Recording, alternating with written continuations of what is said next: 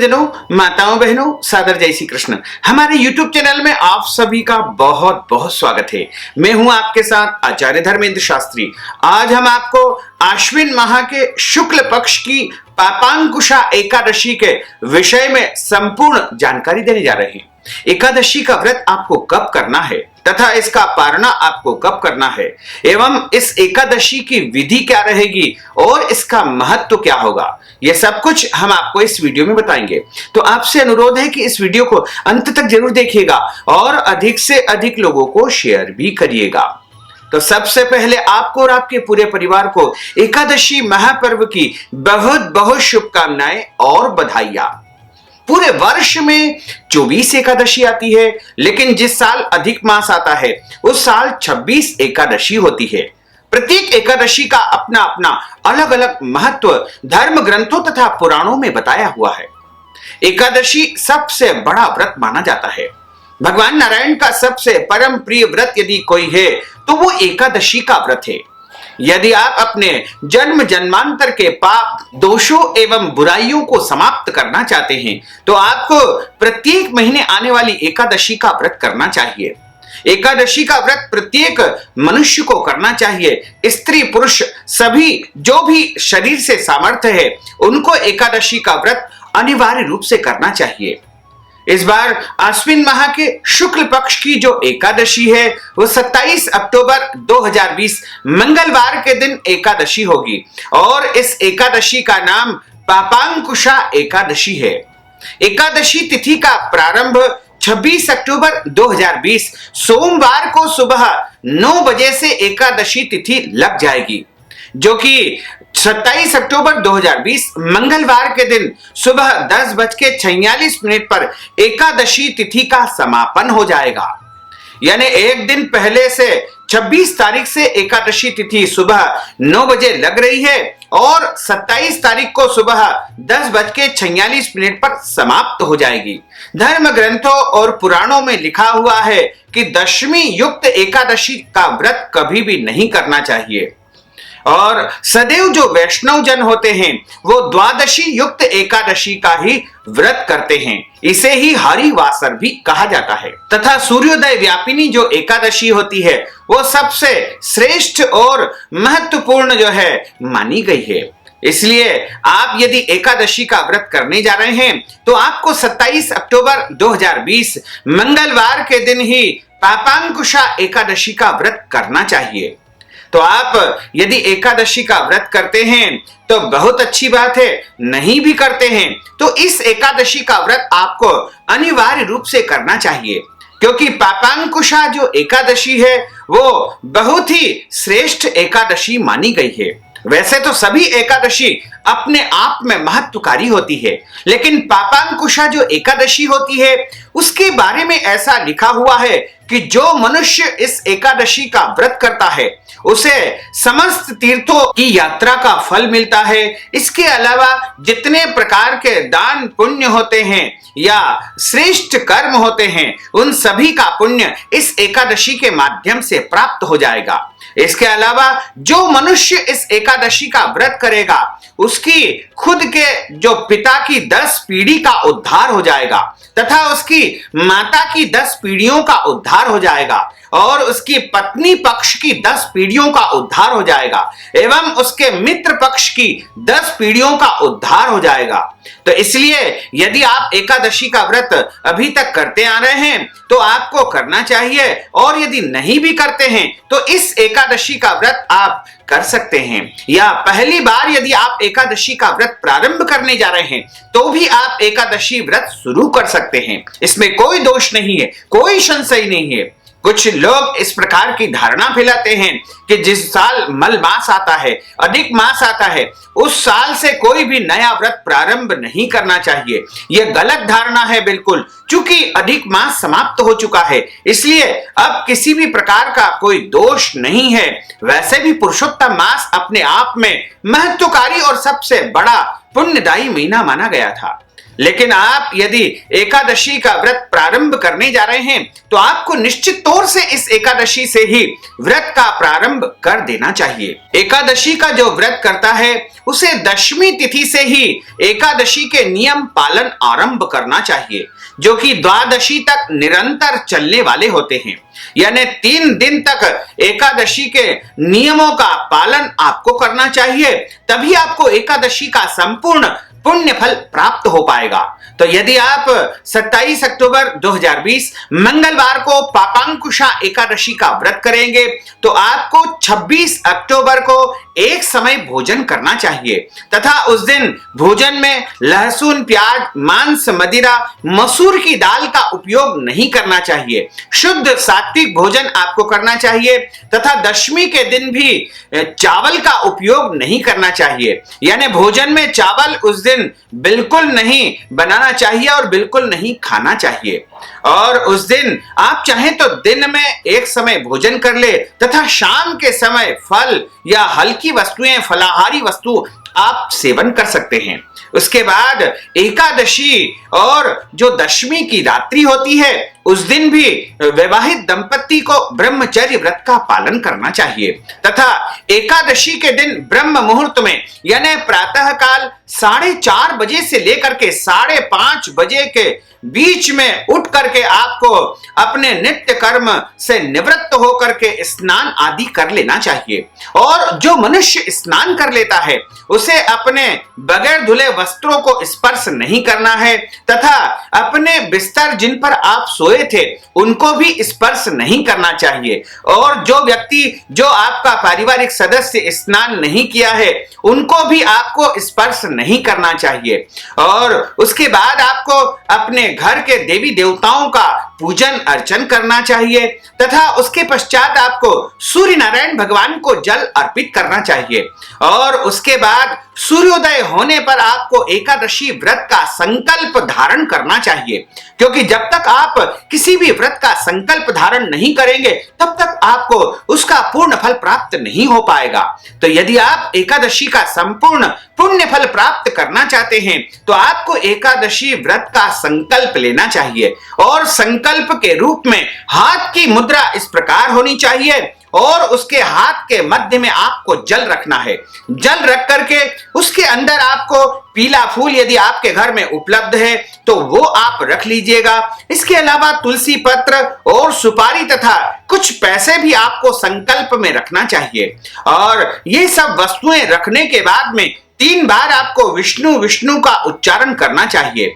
और उसके बाद कहिएगा कि आश्विन माह के शुक्ल पक्ष की पापांकुशा एकादशी आज है, उसका मैं व्रत करने जा रही हूं या करने जा रहा हूं।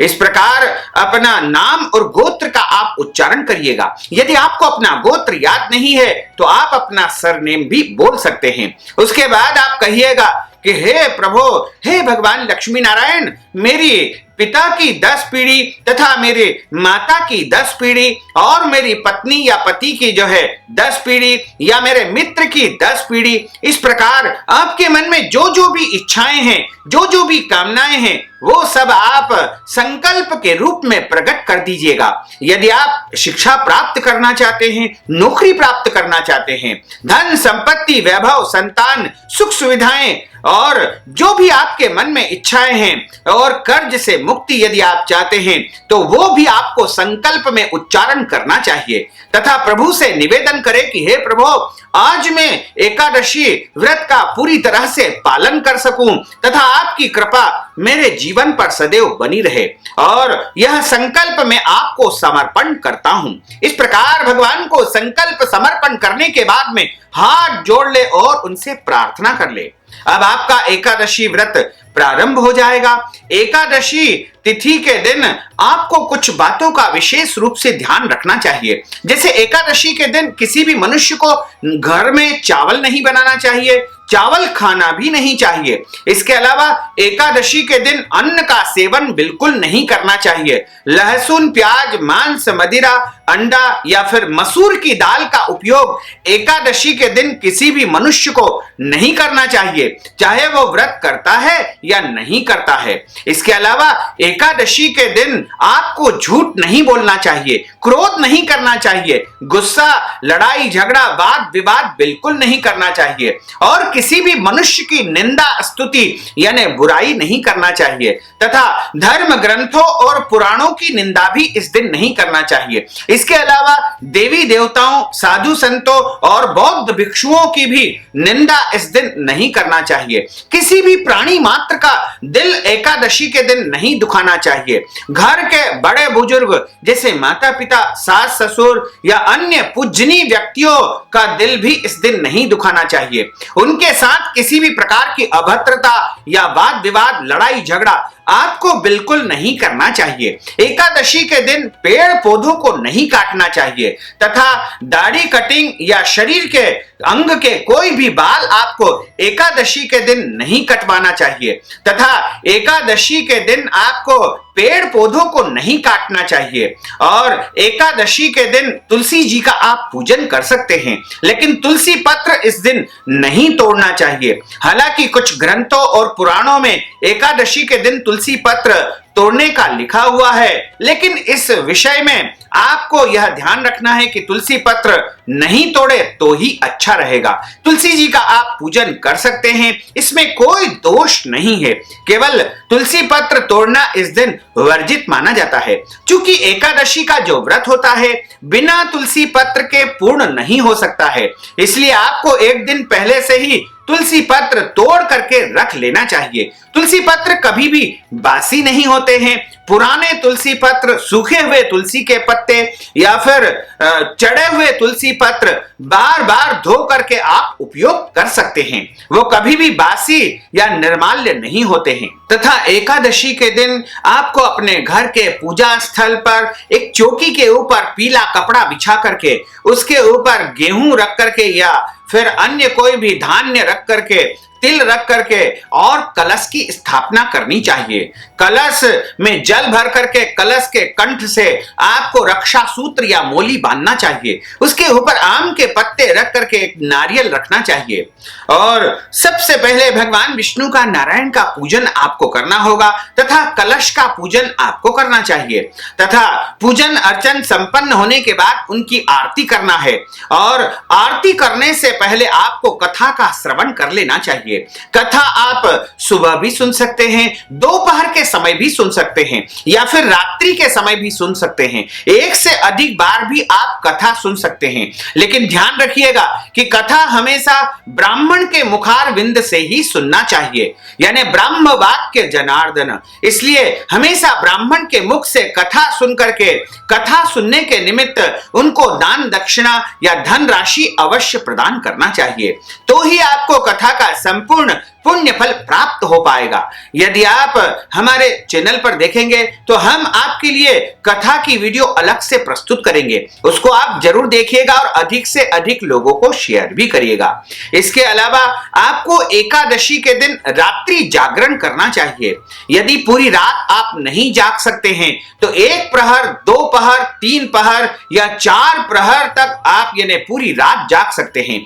1 प्रहर का अर्थ होता है सायंकाल 6 बजे से लेकर के 9 बजे तक पहला प्रहर रहता है। उसके बाद रात्रि 9 बजे से लेकर के 12 बजे तक दूसरा प्रहर रहता है। उसके बाद रात्रि 12 बजे से लेकर के 3 बजे तक तीसरा प्रहर रहता है और उसके बाद सुबह 3 बजे से लेकर के 6 बजे तक चौथा प्रहर रहता है। रात्रि जागरण करके भगवान के भजन कीर्तन करना चाहिए या नाम स्मरण करना चाहिए। एकादशी के दिन आप अन्न दान कर सकते हैं, गौ दान कर सकते हैं, गौ माता की सेवा कर सकते हैं, गौ माता को हरी घास खिला सकते हैं। इसके अलावा ब्राह्मण को आप वस्त्र दान कर सकते हैं, फल दान कर सकते हैं, पात्र दान कर सकते हैं, तो अनंत गुना पुण्य फल आपको प्राप्त होगा। इसके बाद आपको एकादशी व्रत का पारणा 28 अक्टूबर को सुबह 6:48 से लेकर के सुबह 9:48 के बीच में करना चाहिए। पारणा का अर्थ होता है समय यानी व्रत खोलने का सही समय। व्रत खोलने के समय को पारणा कहा जाता है। यदि आप सही समय पर व्रत का पारणा करेंगे तो ही आपको उत्तम पुण्य फल की प्राप्ति हो पाएगी। तो आप पारणा करना यदि चाह रहे हैं तो आपको 28 अक्टूबर को सुबह ब्रह्म मुहूर्त में स्नान करके नित्य की भांति आपको भगवान का पूजन अर्चन करना होगा। उसके बाद सूर्य देव को जल अर्पित करने के पश्चात अपने भगवान के सामने आप बैठ करके हाथ में जैसे आपने संकल्प किया था व्रत प्रारंभ करने का, उसी प्रकार आपको हाथ में जल लेकर के, तुलसी पत्र लेकर के और सुपारी और दक्षिणा लेकर के संकल्प करना चाहिए। जब आप व्रत का पारणा करने जा रहे हैं उस समय आपके सामने अन्न जैसे कि आटा, दाल, चावल, सीधा सामान सामग्री आपको सामने रखना चाहिए। और ब्राह्मण के लिए वस्त्र दान, पात्र दान का भी इस दिन पारणा के साथ महत्व माना गया है। ये सब राशि के रूप में भी, नगद के रूप में भी आप ब्राह्मण को प्रदान कर सकते हैं। तो पारणा करने के बाद आपको तुरंत ही उसी समय आपको ब्राह्मण को धन राशि के रूप में अन्नदान, वस्त्रदान, गौदान, ये सभी वस्तुएं नगद राशि के रूप में आप प्रदान कर सकते हैं। तो इस प्रकार आप व्रत करेंगे तो आपको एकादशी का संपूर्ण पुण्य फल प्राप्त हो पाएगा। तो भक्तजनों, माताओं, बहनों, हमने जो ज्ञानवर्धक जानकारी आपको दी है उसको आप अधिक से अधिक लोगों को शेयर करिएगा, लाइक करिएगा, कमेंट करिएगा। और यदि अभी तक आपने सब्सक्राइब नहीं किया तो अभी और इसी समय सब्सक्राइब अवश्य कर लीजिए। आपको और आपके पूरे परिवार को सादर जय श्री कृष्ण, सादर धन्यवाद।